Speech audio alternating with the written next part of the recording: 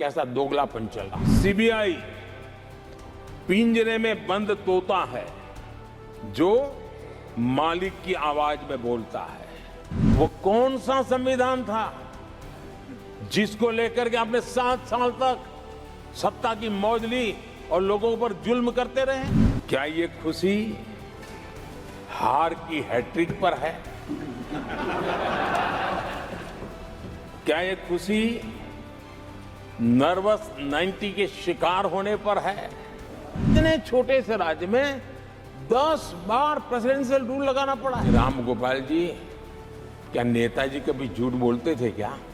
लोकसभा के बाद आज राज्यसभा में प्रधानमंत्री नरेंद्र मोदी ने राष्ट्रपति के अभिभाषण पर जवाब दिया। लोकसभा में विपक्षी सांसदों ने खूब हंगामा किया था और राज्यसभा में आज जब प्रधानमंत्री बोल रहे थे तब विपक्षी सांसद वॉकआउट कर गए, सदन के बाहर चले गए नेता विपक्ष मल्लिकार्जुन खड़गे के नेतृत्व में। और जब विपक्षी सांसद सदन से बाहर जा रहे थे उस वक्त सभापति जगदीप धनखड़ ने विपक्षी सांसदों पर संसदीय मूल्यों के अपमान का आरोप लगाया। प्रधानमंत्री नरेंद्र मोदी ने अपने भाषण में एक बार फिर से नीट, पेपर लीक, मणिपुर में चल रही हिंसा और उन तमाम बिंदुओं पर बात की जिनको लेकर विपक्ष की ओर से सवाल खड़े किए जा रहे थे। विपक्ष सदन में मौजूद नहीं था और प्रधानमंत्री के भाषण के बाद ही सदन की कार्रवाई स्थगित हो गई अनिश्चित काल तक के लिए। तो ये जो सदन का 18वीं लोकसभा का पहला सत्र था वो आज राज्यसभा की स्थगन के साथ समाप्त हो गया। लेकिन सदन का इस तरीके से स्थगित होना हमारे सामने कई सारे सवाल छोड़ गया।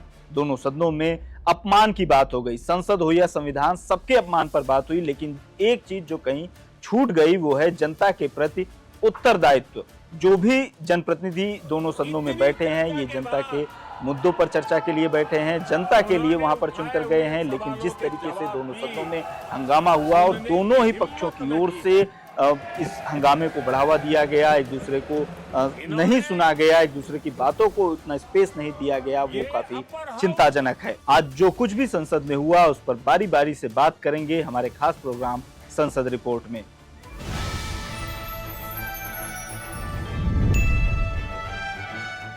अठारहवीं लोकसभा पहला सत्र और 8वां दिन या कहें कि इस सत्र का आखिरी दिन। राज्यसभा 11 बजे शुरू हुई तो देश के उच्च सदन में हाथरस की घटना पर शोक व्यक्त किया गया। सब शांति से चल रहा था, नेता विपक्ष खड़गे बोलने के लिए उठे और इस तरीके के बड़े धार्मिक आयोजनों को लेकर कानून बनाने की मांग की।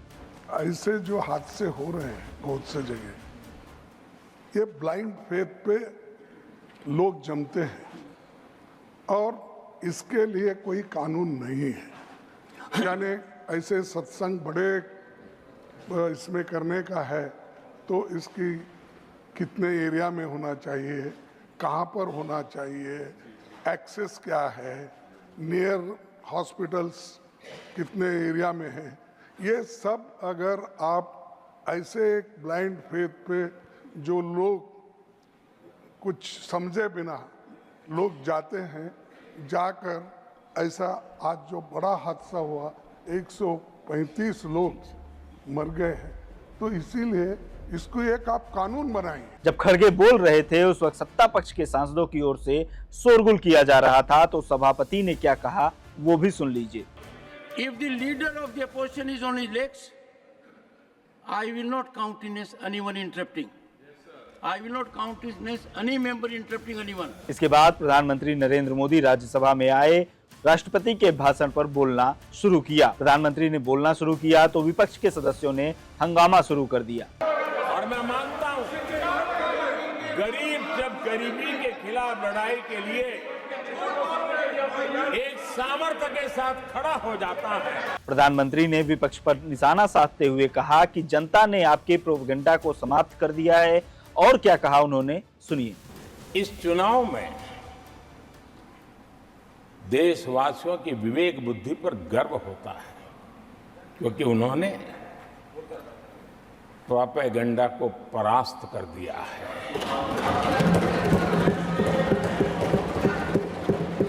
देश की जनता ने परफॉर्मेंस को प्राथमिकता दी है। भ्रम की राजनीति को देशवासियों ने ठुकराया है। प्रधानमंत्री ने आरोप लगाया कि जब विपक्षी पार्टियों की सरकारें थी तब ऑटो पायलट और रिमोट कंट्रोल से चलने वाली सरकारें थी। अब ये लोग ऐसे हैं जिन्होंने ऑटो पायलट मोड पर सरकार चलाने का या तो रिमोट पायलट पर सरकार चलाने का उनको आदी है, इसलिए वो कुछ करना धरने में विश्वास नहीं करते। वो कुछ करने धरने में विश्वास नहीं करते, वो इंतजार करना जानते हैं। विपक्षी सदस्यों की ओर से हंगामा जारी रहा और नारेबाजी भी खूब होती रही। किसानों को गुमराह करने का भरसक प्रयास किया गया था।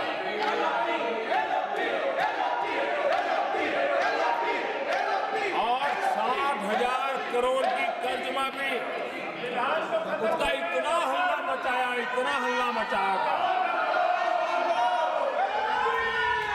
विपक्षी सदस्य मांग कर रहे थे कि नेता विपक्ष को बोलने का मौका दिया जाए। स्वयं नेता विपक्ष भी खड़े होकर सभापति से मांग कर रहे थे कि उन्हें बोलने का मौका दिया जाए। जब गरीबी के खिलाफ लड़ाई के लिए प्रधानमंत्री के भाषण के बीच नेता विपक्ष को बोलने का मौका नहीं दिया गया तो विपक्षी सांसदों ने वॉकआउट का फैसला किया और फिर सभापति धनखड़ ने जो कहा वो भी सुनते जाइए। मैंने अनुरोध किया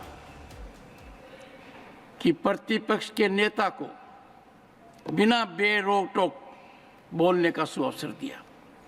आज वो सदन छोड़कर नहीं गए हैं, मर्यादा छोड़कर गए हैं। आज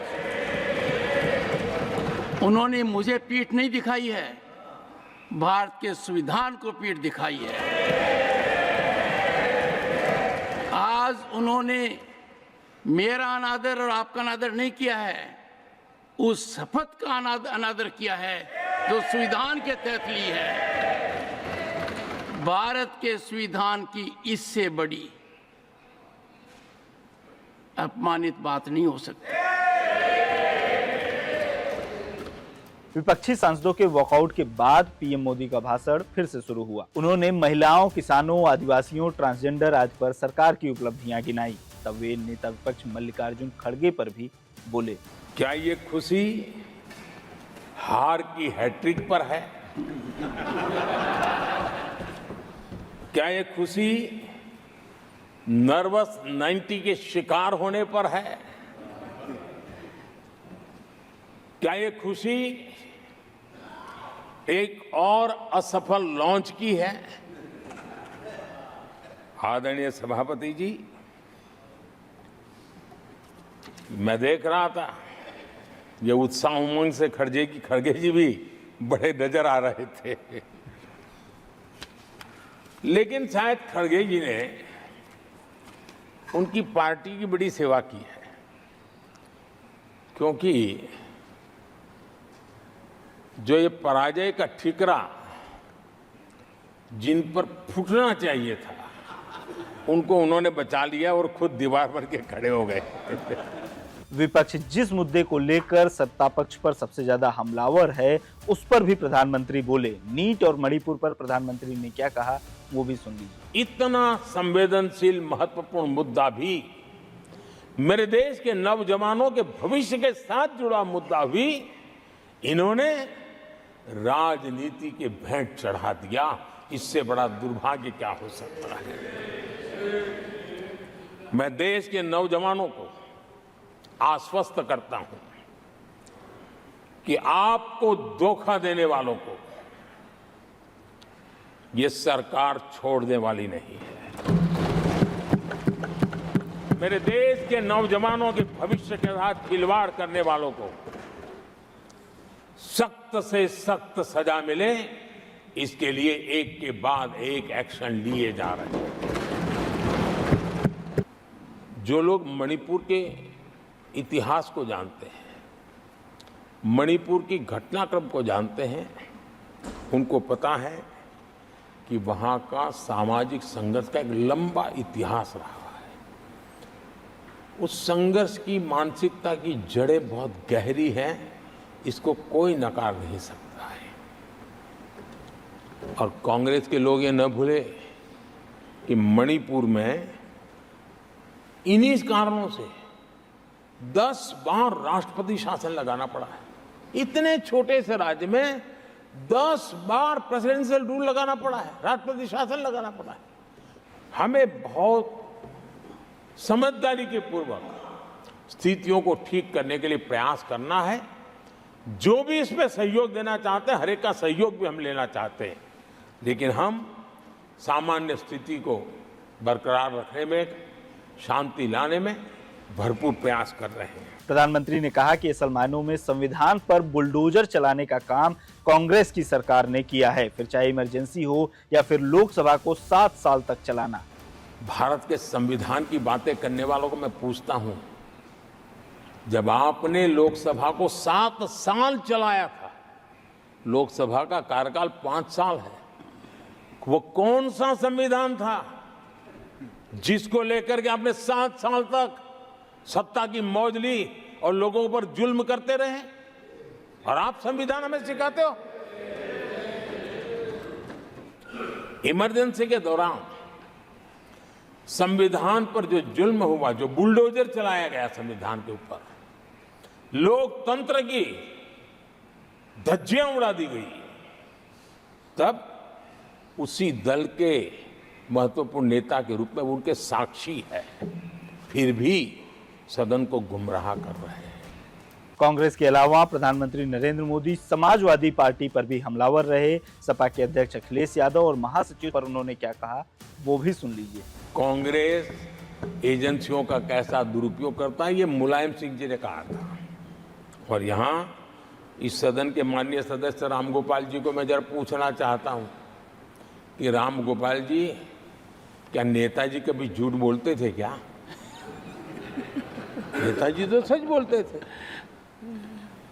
आदरणीय सभापति जी, मैं रामगोपाल जी को ये भी कहा, जरा भतीजे को भी बताएं, क्योंकि उनको भी याद दिलाया कि राजनीति में कदम रखते ही भतीजे पर सीबीआई का फंदा लगाने वाले कौन थे, जरा याद दिला दें उनको, पता चलेगा। सरकारी एजेंसियों ईडी सीबीआई पर लग रहे दुरुपयोग के आरोपों पर प्रधानमंत्री ने राज्यसभा में क्या कहा, सुनते जाइए। सीबीआई पिंजरे में बंद तोता है जो मालिक की आवाज में बोलता है। ये किसी राजनीतिक व्यक्ति का बयान नहीं है, ये हमारे देश की सुप्रीम कोर्ट ने यूपीए सरकार के समय कहा हुआ बयान है कि मैंने एजेंसियों को भ्रष्टाचार और भ्रष्टाचारियों पर कड़ों से कठोर कार्रवाई करने के लिए खुली छूट दे के रखी है।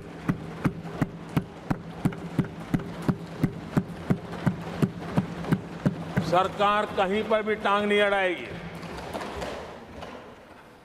हाँ, वो ईमानदारी से काम करे, ईमानदारी के लिए काम करे, ये मेरी सूचना है। राष्ट्रपति के भाषण पर प्रधानमंत्री के जवाब के साथ ही 18वीं लोकसभा के पहले सत्र की कार्रवाई पूरी हो गई। दोनों सदन स्थगित हो चुके हैं। ये माना जा रहा है कि जुलाई के आखिरी सप्ताह में फिर से मानसून सत्र शुरू हो सकता है। फिलहाल इस वीडियो में इतना ही। संसद रिपोर्ट का ये एपिसोड आपको कैसा लगा, कमेंट बॉक्स में हमें जरूर बताएं। देखते रहिए लोकमत।